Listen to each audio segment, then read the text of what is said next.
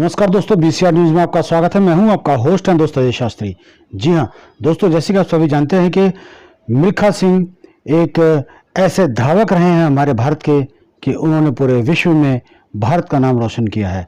जी हां, तो आइए, जो उनकी फिल्म बनी थी भाग मिल्खा भाग, और फिलहाल उनका जो अंतिम भाषण रहा है, अंतिम स्पीच रही है, वो हम आपको सुनाते हैं कि कितनी दमदार स्पीच रही है और उन्होंने कितने लोगों को मोटिवेट किया है। जी हाँ, आइए आपको सुनाते हैं वो मिल्खा सिंह की आखिरी स्पीच। मत घबरा इन तूफानों से, ये तो चलते हैं तुझे ऊपर उठाने के लिए, कि हाथ की लकीरों से जिंदगी नहीं बनती। अगर आप ये सोचो किसी भी लाइन के अंदर, अगर आप ये सोचो कि आप जाके ज्योतिषी को ही हाथ दिखलाओगे और ज्योतिषी आपको बड़े से बड़ा आदमी बना देगा, मैं इस बात को नहीं मानता। वो शेर ये है कि हाथ की लकीरों से जिंदगी नहीं बनती, अज़म हमारा भी कुछ हिस्सा है जिंदगी बनाने में। अज़म उर्दू का लफ्ज है, जिस आदमी के अंदर विल पावर है, जिस आदमी के अंदर हार्ड वर्क करने का मादा है, वो जमीन से उठ के आसमान को छू सकता है। ये मेरी बात याद रखो। मिल्खा सिंह की मिसाल आपके सामने। जब मेरे मां बाप को मेरी आंखों के सामने कत्ल किया गया, इंडिया पाकिस्तान बना, उस टाइम लोगों के दिमाग के ऊपर भूत छाया हुआ था। यहां से गाड़ियां कटी हुई जा रही थी और वहां से गाड़ियां कटी हुई आ रही थी। तो स्पोर्ट्स एक ऐसी चीज है कि ये चीजें नहीं हम चाहते।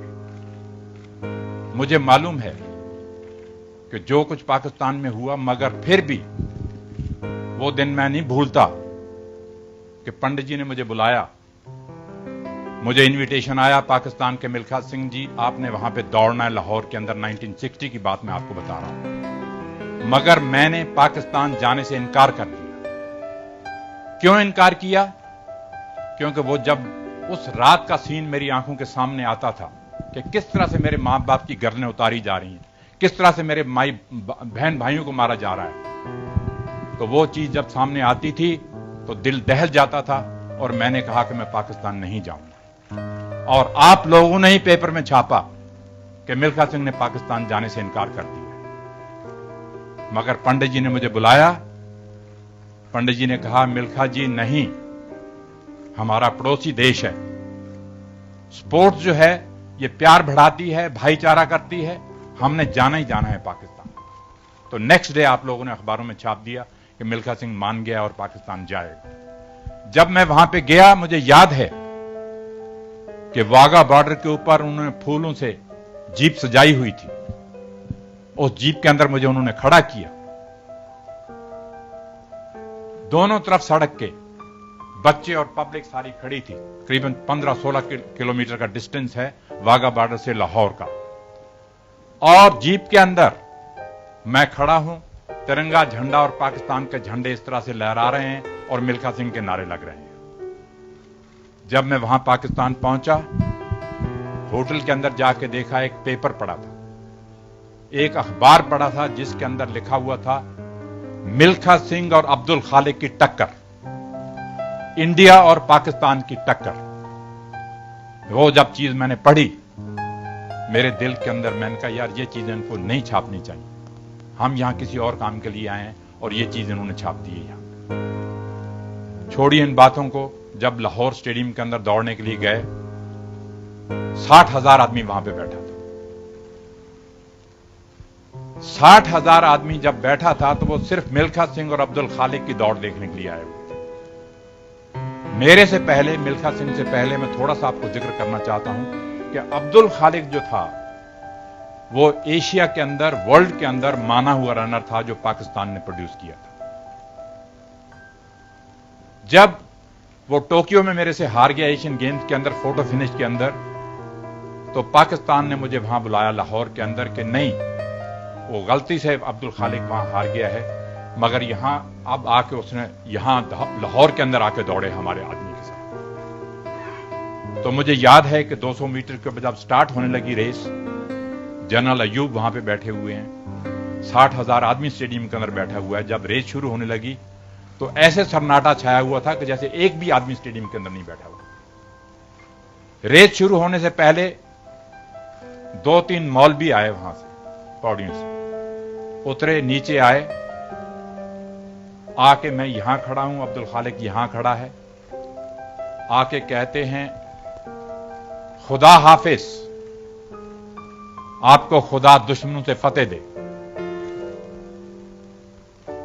जब वो जाने लगे वापस, मैं उनका मौलवी जी हम भी खुदा के बंदे हैं। वापस आए और उन्होंने मुझे भी कहा कि खुदा आपको भी ताकत दे। मैंने मौलवी से ये लफ्ज कहे, मैंने कहा मौलवी जी ये चीजें जो हैं प्यार बढ़ाने के लिए हम करते हैं, हम यहां आए हैं भाईचारा, ना कि ये आपने जो लफ्ज इस्तेमाल किए हैं दुश्मनों से फतेह दे, मैंने कहा ये मुझे अच्छे नहीं लगे। कहने लगे नहीं आपको भी खुदा ताकत दे। तो दोस्तों मुझे अभी तक याद है कि अगर आज फ्लाइंग सिख का नाम मशहूर है सारी दुनिया के अंदर, मिल्खा सिंह का नाम मशहूर है सारी दुनिया के अंदर, तो ये क्रेडिट जो है पाकिस्तान को जाता है। जनरल अयूब ने ये जो फ्लाइंग सिख का खिताब दिया था, जब अब्दुल खालिक रेस शुरू हुई, रेस हार गया अब्दुल खालिक मेरे से, बल्कि एक मक्खन सिंह था इंडिया का दौड़ने वाला, वो बेचारा मर चुका है, तो ये 3rd नंबर पे गया। तो जब जनरल अयूब विक्ट्री स्टैंड पे आए मेडल डालने के लिए, तो हम खड़े हैं वहां पे, और जनरल अयूब के ये लफ्ज थे कि मिल्खा जी, पंजाबी में बोलते हैं वो, कहते मिल्खा जी आज तुसी पाकिस्तान दे दौड़े नहीं, तुसी पाकिस्तान दे आके उड्डे हो, तुहानू पाकिस्तान फ्लाइंग सिख का खिताब देता है। तो ये एक बहुत बड़ी बात थी जनरल अयूब के लिए ये बात कहनी। और फिर मुझे अभी तक याद है कि उन्होंने कहा मिल्खा सिंह को कहा जाए कि एक स्टेडियम का चक्कर लगाए, लोग देखना चाहते हैं।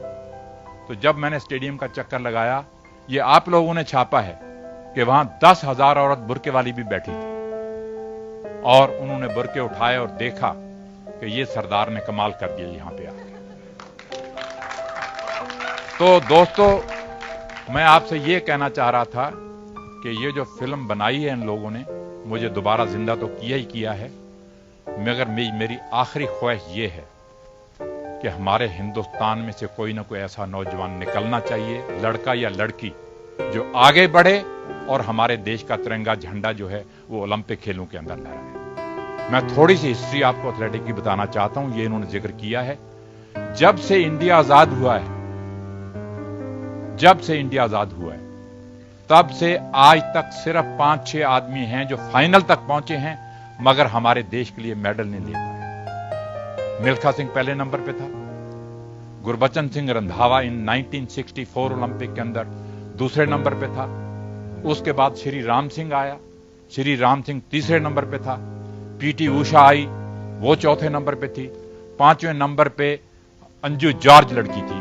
वो ये 5 आदमी जो हैं वो फाइनल ओलंपिक में पहुंचे हैं, मगर मेडल नहीं ले पाए। तो मैं उम्मीद करता हूं कि ये फिल्म इन्होंने बनाई है, जो इस बच्चे ने काम किया है और इस लड़की ने काम किया है, और इन्होंने डायरेक्ट किया है। यहां पे वाईकॉम वाले भी खड़े हैं, यहां पे जीत जी मेरे पास खड़े हैं।